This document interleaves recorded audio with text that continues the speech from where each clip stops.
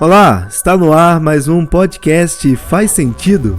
Meu nome é Thiago Salvino e será um prazer poder compartilhar esses próximos minutos ao seu lado, conversando e entendendo se tudo que eu falar aqui faz algum sentido para você.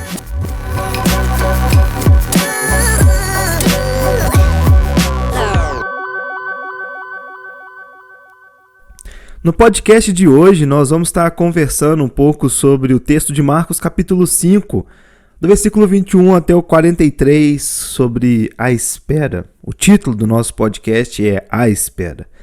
Seguindo essa série de exposição do Evangelho de Marcos que nós temos feito aqui em nossa igreja, nós vamos dar continuidade a mais esse podcast, conversando um pouco sobre essa passagem, sobre esse texto, e o que Deus tem a nos falar e o que pode fazer sentido, às nossas vidas através deste podcast. Bom, queridos, eu não sei se vocês sabem, o Brasil, em 2019, foi considerado pela OMS como o país mais ansioso do mundo. Obviamente, hoje nós sofremos essa pandemia do coronavírus, Mas antes do coronavírus, o Brasil já sofria uma epidemia da ansiedade. Cerca de 18,6 milhões de brasileiros, 9,3% da população convive com transtorno de ansiedade. É muita gente. E detalhe que a gente está falando isso antes do coronavírus. Recentemente eu vi um post falando sobre como o coronavírus tem aumentado casos de ansiedades em brasileiros. No mundo como geral, Você vive ali a iminência de uma morte, problemas financeiros, pessoas ao seu redor que você não sabe o que está passando, o que ela tem, ou você mesmo, necessidades físicas, enfim, várias questões envolvendo isso aí agrava e aumenta esse quadro de ansiedade. E dentro da ansiedade a gente pode destacar diversas implicações fisiológicas, neurais, hormonais, que afetam as pessoas, seja ela em qual grau for. Afeta em qual grau for. Bom, eu não quero ser leviano com o assunto, nem muito menos usar das suas dificuldades e da minha dificuldade também, para poder expor o que a gente vai falar aqui hoje. Mas eu te confesso que eu fiquei alguns dias pensativo sobre tudo isso. E como nós vivemos em uma cultura do imediatismo, isso é muito real. E existem alguns estudos falando sobre isso e explicando o que vem a ser essa cultura do imediatismo.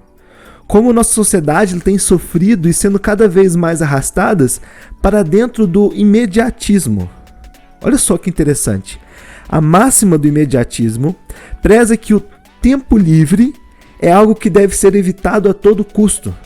Só importa produzir e consumir, para voltar a produzir e consumir ainda mais. E tudo isso com a facilidade que nós temos hoje em dia, com a praticidade de coisas que nós temos em mãos hoje em dia, podemos escolher com a justificativa do caráter da urgência. Nós tratamos nossas necessidades como primárias em detrimento da necessidade dos outros. E queridos, isso é fato.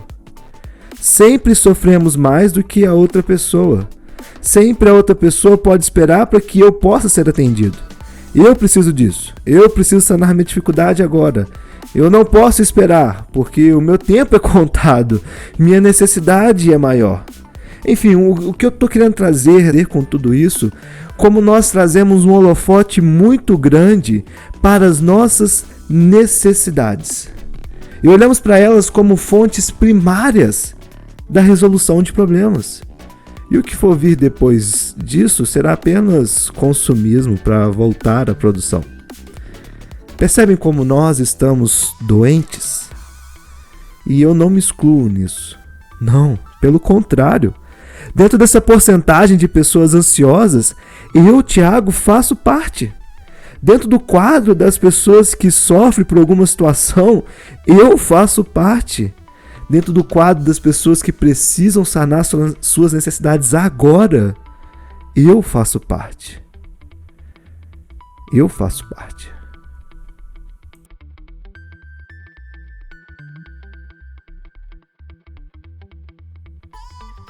Vocês que estão acompanhando os podcasts, não estão com todas as mensagens em sua sequência, mas Um breve resumo do que nós temos dito aqui em nossa igreja, isso pode nos ajudar até mesmo jogar à luz o que vamos falar hoje sobre a construção que nós estamos fazendo nessa exposição do Evangelho de Marcos. Apresentando a identidade de Jesus através de atos tão pontuais da narrativa bíblica e tão atuais da narrativa de nossas histórias. Queridos, Jesus nos apresenta um chamado para o Evangelho lá em Marcos capítulo 1, versículo 15. E é um caminho incerto, que nós não sabemos por onde irá nos levar. Mas o caminho é certo, pois Jesus está do outro lado do caminho, de braços abertos nos esperando. Parece paradoxal isso, né? Uma coisa meio que antagônica, mas é fato. Nós não sabemos o dia de amanhã, não sabemos o que nos espera a caminhada cristã na realidade humana, mas nós sabemos o que a realidade espiritual, o que o reino de Deus nos é proposto na pessoa de Jesus. E isso torna o caminho certo, o destino final do caminho. E durante essa caminhada, nós somos confrontados sobre nossas disposições do coração e como nós respondemos a ela. Se nós olharmos para Cristo primeiro ou se nós olhamos para as nossas necessidades primeiro. E Jesus nos mostra, através de seus atos, como as pessoas olhavam para dentro de si primeiro, para suas necessidades, para depois olharem para Ele, para Cristo. Queridos, porém, olhando para Cristo, vemos que primeiro Ele nos salva, para depois nos curar, paralítico, quando é descido pelo telhado. Nós vemos também que Jesus é o descanso. Ele só não ensina sobre o descanso, como Ele é o próprio descanso. Nós também vemos que por nos amar, Ele nos permite passar por momentos e necessidades que nós não entendemos. Mas, mesmo assim, Ele está conosco. E mais ainda, Ele sofreu por nós a única morte que seria capaz de nos matar. E agora, Jesus, nesse podcast de hoje, vai nos ensinar sobre a espera e como o nosso coração imediatista, nisso que nós estamos falando desde o início, pode ser conservado e reorientado no amor dele por nós. Uma frase do C.S. Lewis vai dizer o seguinte: põe as primeiras coisas em primeiro lugar e teremos as segundas a seguir. Põe as segundas coisas em primeiro lugar e perderemos ambas.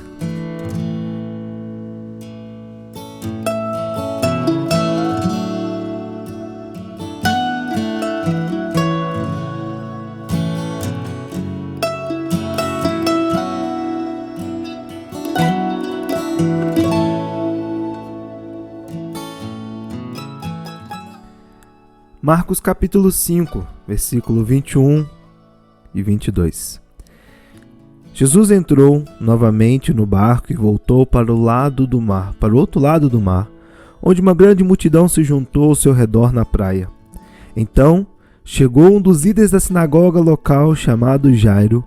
Quando viu Jesus, prostou-se aos seus pés. Nós temos aqui um homem de autoridade e boa posição, chamado Jairo. Porém, Jairo, um homem de autoridade, de posição, se prostra aos pés de Jesus. Jairo se prostra aos pés do carpinteiro galileu. Isso é algo bem fora do comum, não é? Um homem com certeza deveria estar muito desesperado para se prostrar aos pés de Jesus. Alguém só cai aos pés de outro se ele for muito maior do que a pessoa, em termos de status. Por exemplo, como um rei, ou perante Deus. Um homem como Jairo não se jogaria aos pés de Jesus se ele não reconhecesse o poder de Jesus, ou podemos presumir que ele estava muito necessitado. E Jairo vira para Jesus e diz, versículo 23 e 24, suplicou-lhe repetidas vezes: minha filhinha está morrendo. Por favor, venha e ponha as mãos sobre ela e a cure, para que ela viva. Jesus foi com ele e todo o povo seguiu apertando-se ao seu redor. A filha de Jairo estava para morrer, e essa é a linguagem que ele usa para descrever a situação. Ela morreria a menos que Jesus o acompanhasse. Queridos, naquele momento, Jesus era a única esperança de Jairo. Diante disso, a gente pode imaginar a agitação e a emoção que estava no coração de Jairo, quando ele percebe que existia esperança para sua filhinha, que estava morrendo. No entanto, por dentro ele deveria também estar morrendo de medo que Jesus não chegasse a tempo, que Jesus não fosse com agilidade até a casa de Jairo, que Jesus parasse para atender as necessidades de outras pessoas, ou que o inevitável acontecesse, ou o que era o esperado acontecesse, a notícia ruim chegar. Porque naquele momento, o que preenche o coração de Jairo é a esperança de que o Mestre, Jesus, está indo em direção à sua casa. Mas, com certeza, provavelmente existia dentro do coração dele esse receio, esse medo que Jesus não chegasse a tempo. Assim, Jesus, Jairo, os discípulos e a multidão caminham em direção à casa de Jairo, seguidos por essa multidão que estava ansiosa para ver mais milagres e mais feitos deste Jesus.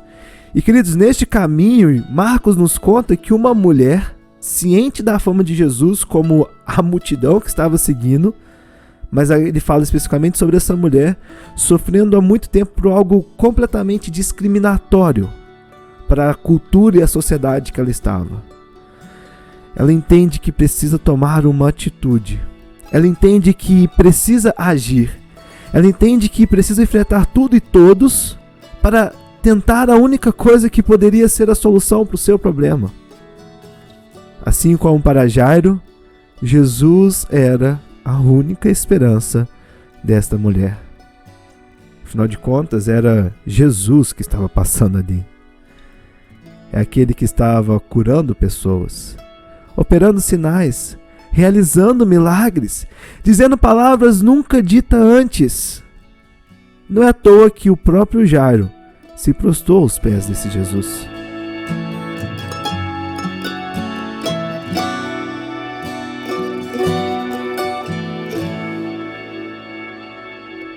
Versículo 24 e 27.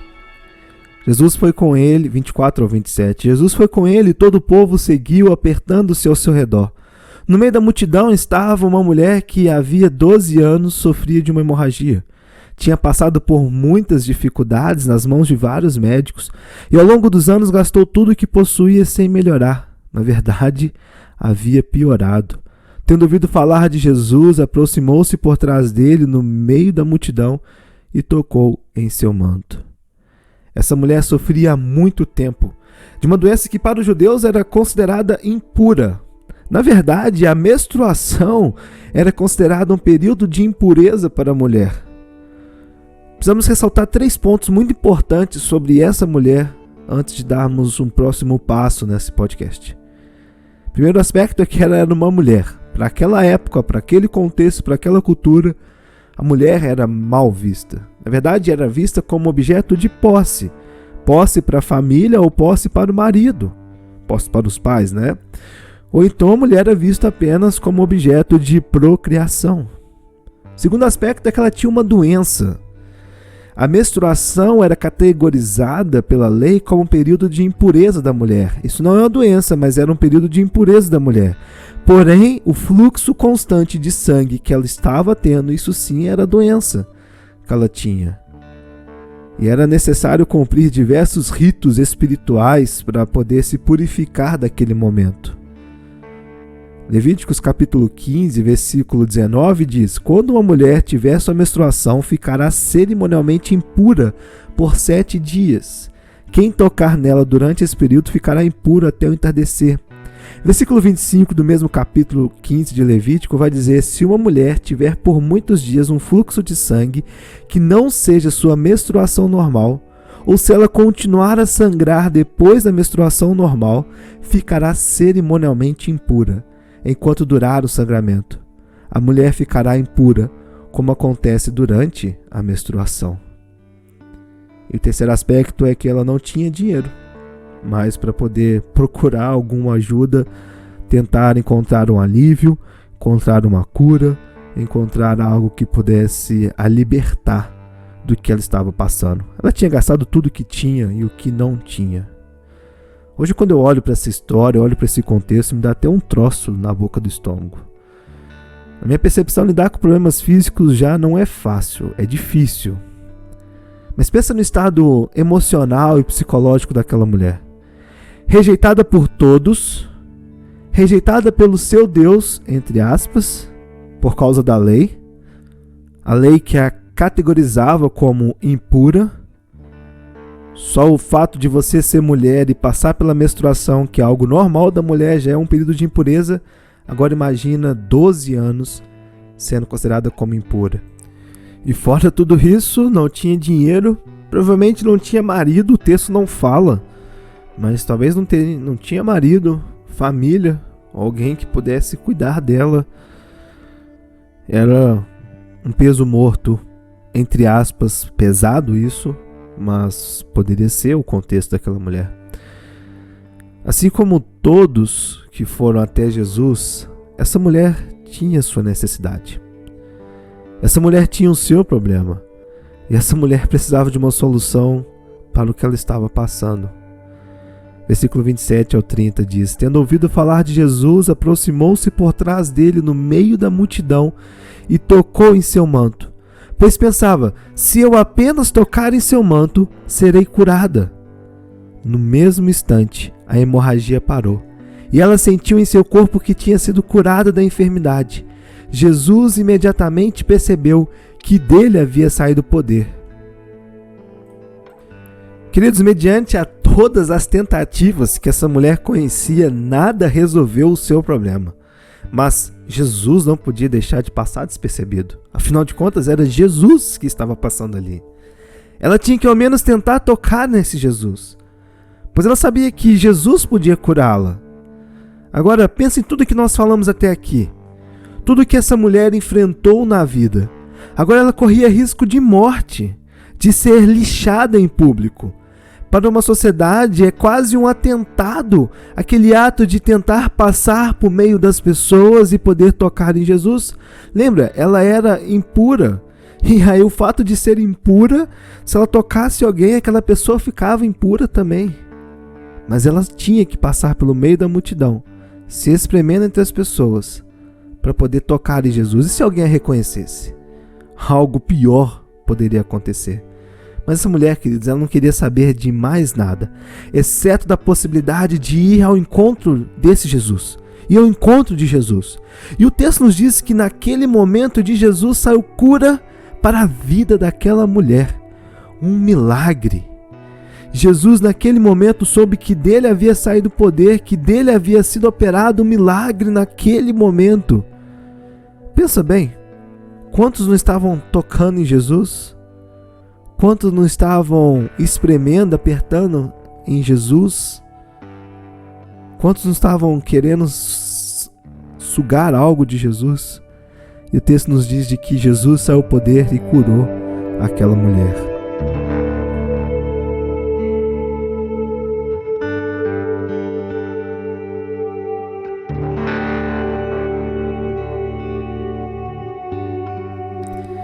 Jesus, percebendo que dele havia saído o poder, vira para a multidão e para os discípulos, versículo 30. Por isso, virou-se para a multidão e perguntou: quem tocou em meu manto?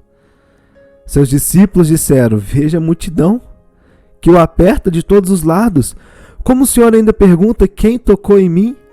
Jesus, porém, continuou a olhar ao redor para ver quem havia feito aquilo. Talvez você já deve ter tido a experiência de ir a um show ou algum evento extremamente lotado. Todo mundo tentando chegar a algum lugar, ou entrar ou sair, ou um fluxo constante de pessoas. Uma fila, uma muvuca, gente se apertando, gente tentando passar. Um ônibus lotado, um metrô lotado. Situações onde a gente está em contato com pessoas o tempo todo. Enfim, uma multidão. Você tenta chegar a algum lugar, as pessoas também estão tentando chegar a algum lugar, e fica aquele fluxo constante de gente. E constantemente estão se tocando. Por mais que a gente não tente tocar a pessoa, nós estamos tocando e sendo tocados. É o que acontece numa multidão. As pessoas se esbarram. Agora, imagina um tipo de cortejo. Não sabemos ao certo quantas pessoas estavam nessa multidão, mas provavelmente eram muitas, onde o foco ali era Jesus. E todos queriam tocar em Jesus, todos queriam ver se aquilo era verdade mesmo, se o que eles estavam dizendo sobre os atos de Jesus era verdade mesmo. E queridos, assim como essa mulher, existiam outras mulheres, existiam outras doenças, outras necessidades, outras humilhações, outros sentimentos incalculáveis, outras injúrias, outras ofensas, outros problemas, outras ansiedades, outros medos, outras dúvidas, outros temores, que se ao menos tocassem Jesus, poderiam ser sanados.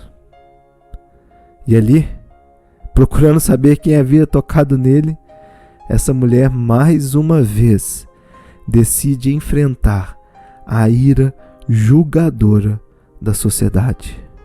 Versículo 33.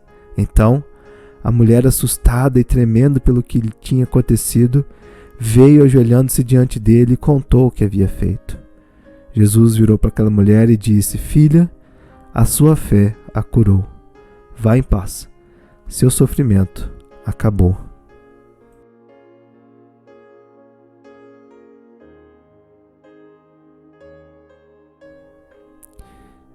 Imagina Jairo neste momento. Senhor, tem um problema aqui, Jesus. Tem um problema grande aqui, Jesus. Nós não podemos parar para todo mundo, mestre. Precisamos seguir em frente. A morte é mais cruel do que um ciclo interminável de menstruação. A agonia de Jairo. Lembra lá no início, quando falamos que o temor de Jairo é que Jesus não chegasse a tempo na sua casa, que ele parasse para a multidão, porque a esperança estava ardente em seu coração de que a ida do mestre à sua casa iria salvar a sua filha. Mas Jesus é apertado pela multidão, é parado pela multidão. Imagina Jairo, o coração de Jairo neste momento.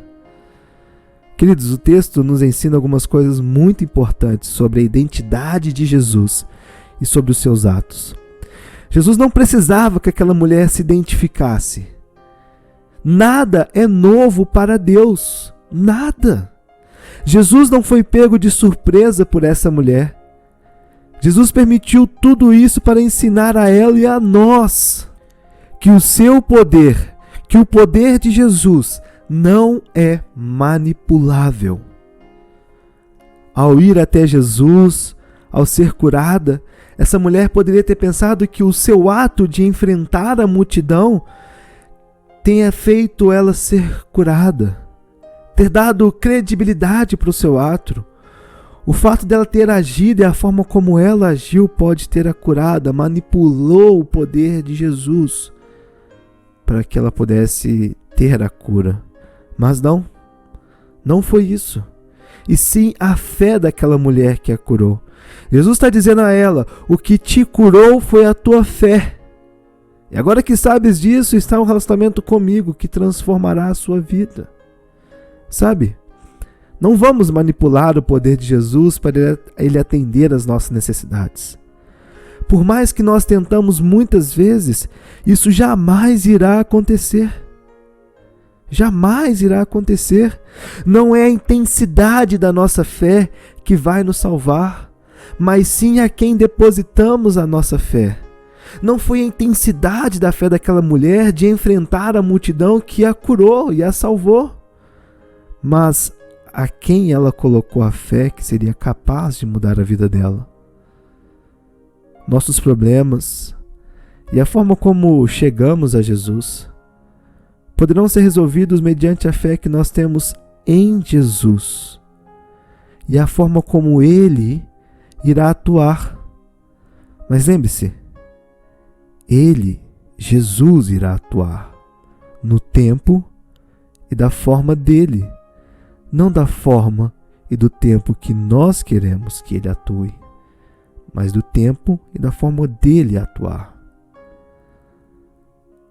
Não é a intensidade não é o tanto que eu faço, não é minha tentativa de enfrentar a multidão, mas sim em quem está depositada a minha fé. Não a fé nos meus atos, mas no objeto correto da fé. A segunda lição que nós tiramos disso é que neste meio tempo, onde Jesus está operando milagres entre a multidão, a filha de Jairo morre.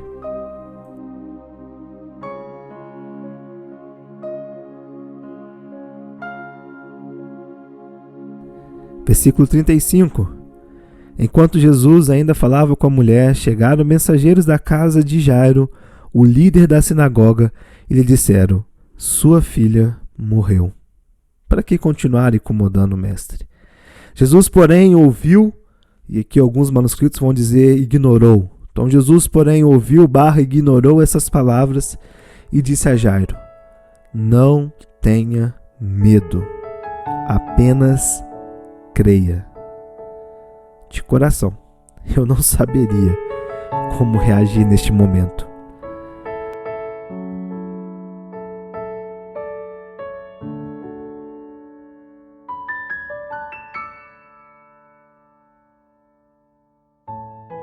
Fiquei tentando aqui imaginar como Jairo reagiu à notícia, como Jairo lidou com a situação, como ficou o coração de Jairo.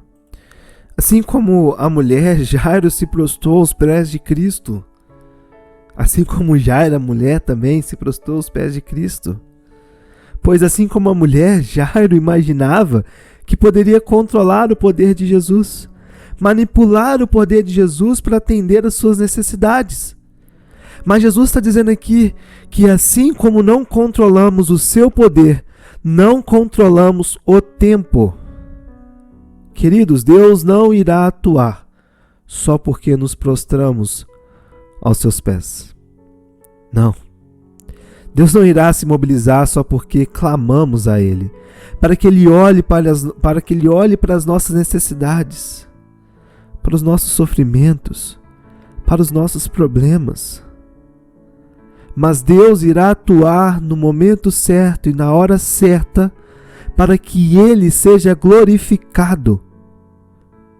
E nós não entendemos isso. De repente, aquilo que parecia que ia dar certo para Jairo, o Mestre, Jesus, está indo à sua casa. Ele vai operar um milagre. Ele vai curar a filha de Jairo. Jesus, sendo Jesus, indo operar mais um milagre. Mas esse Jesus mostra que Ele é Jesus durante a caminhada, pois atende a necessidade de todos. Que seu poder é a todos. Que Ele não é manipulado. E a filha de Jairo morre. De repente, o que parecia ser a solução se torna um lamento e tristeza. Que banho de água fria, não é? Quantas vezes eu já pensei que Deus tinha ouvido a minha oração, que Deus tinha visto as minhas ações, que Deus tinha enxergado o meu fervor, enxergado o meu clamor, que Deus tinha atendido a minha súplica, que Deus tinha visto o tanto que eu estava necessitando dele. E de repente, nesses momentos de oração, nesses momentos de entrega, eu vejo que as coisas começam a caminhar, que as coisas começam a fluir em uma direção e as coisas começam a dar muito bem. De repente, parece que do nada o chão cai, abre um buraco à minha frente.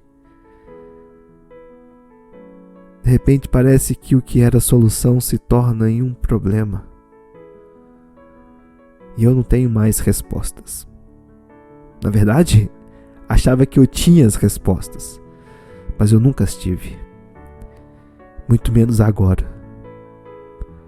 O que era solução para mim, assim como era solução para Jairo, e muitas vezes se tornou em lamento e em tristeza, em dor, em momentos de angústia, em momentos de choro, em momentos de muita aflição.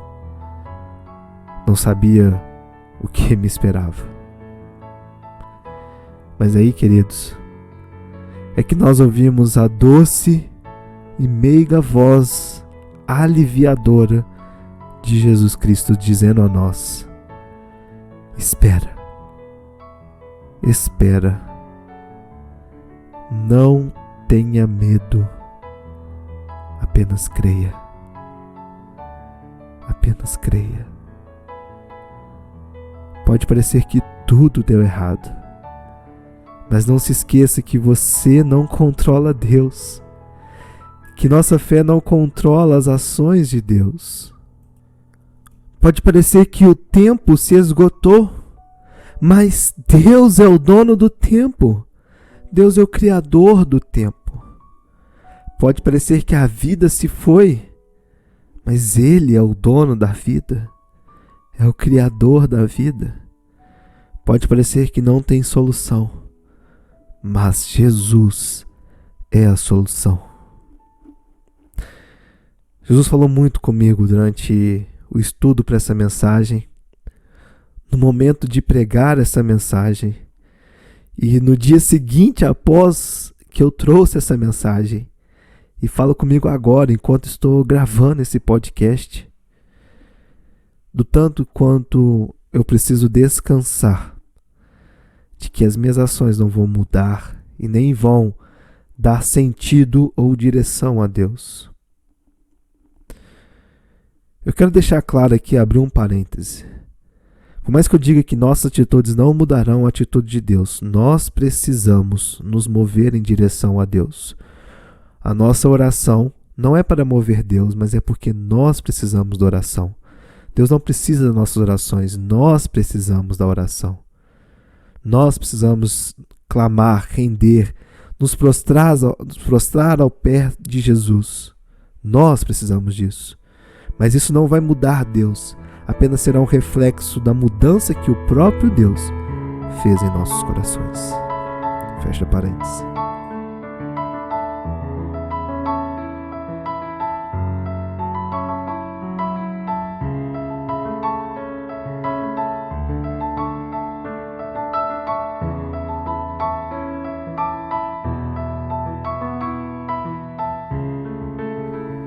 Então, versículo 37, Jesus deteve a multidão e não deixou que ninguém o acompanhasse, exceto Pedro, Tiago, João, irmão de Tiago. Quando chegaram à casa do líder da sinagoga, Jesus viu um grande tumulto com muito choro e lamentação. Então perguntou: por que todo esse tumulto e choro? A criança não morreu, está apenas dormindo. A multidão riu de Jesus. Ele, porém, fez todos sair e levou o pai, a mãe, a menina e os 3 discípulos para o quarto onde ela estava deitada. Segurando-a pela mão, disse-lhe: Talita, cumi, que quer dizer, menina, levanta-se. A menina, que tinha 12 anos, levantou-se de imediato e começou a andar. Todos ficaram muito admirados. Jesus deu ordens claras para que não contasse a ninguém o que havia acontecido. Depois mandou que desse alguma coisa para a menina comer. O desfecho dessa história é que Jesus foi à casa de Jairo, retirou todos de lá, exceto a família, e foi com os discípulos mais íntimos, Pedro, Tiago e João. Ali, naquele momento, a menina não estava quase morta. Ela estava literalmente morta. Era o fim. Mas Jesus vira e disse que ela estava apenas dormindo. Olha só essa cena, queridos. Ao assentar ao lado da cama e pegar a mão dela, Jesus vira e diz: Talita cumi. Menina, levanta, acorda. Veja bem essa cena. Talita em aramaico significa literalmente menina. Porém, é um diminutivo. É uma forma mais carinhosa de poder dizer menina, como se fosse queridinha, meu bem, amorzinho, filhinha. Cumi em aramaico é levanta. Não significa ressuscita, é somente levanta mesmo. Então Jesus senta ao lado da cama, pega a mão da menina, assim como seus pais, em um modo muito carinhoso. Jesus acorda a menina. Querida, meu amorzinho, levanta, acorda. E ela levanta e todos ficam admirados. Jesus está enfrentando a morte, o inimigo mais implacável, e seu poder é tão grande que ele segura essa menina pela mão e gentilmente a traz ao mundo dos vivos. Queridos, com seus atos, Jesus está dizendo a mim e a você: se eu, Jesus, estiver segurando sua mão, a morte nada mais é do que um sono. As palavras e os atos de Jesus não são somente poderosos, mas são também repletos de amor. Quando Jesus estava lá naquela cruz, o seu Pai não segurou sua mão. Jesus não foi segurado pelas mãos por Deus. Ali ele precisou passar pela morte, passar pela ira, passar pela condenação, para que em amor ele pudesse segurar a minha e a sua mão. Jesus está nos dizendo: se eu apenas segurar a sua mão, sua dor, sua aflição, sua angústia, seu medo, seus problemas, suas necessidades apenas serão passageiros. Jesus nos traz a vida através da sua morte.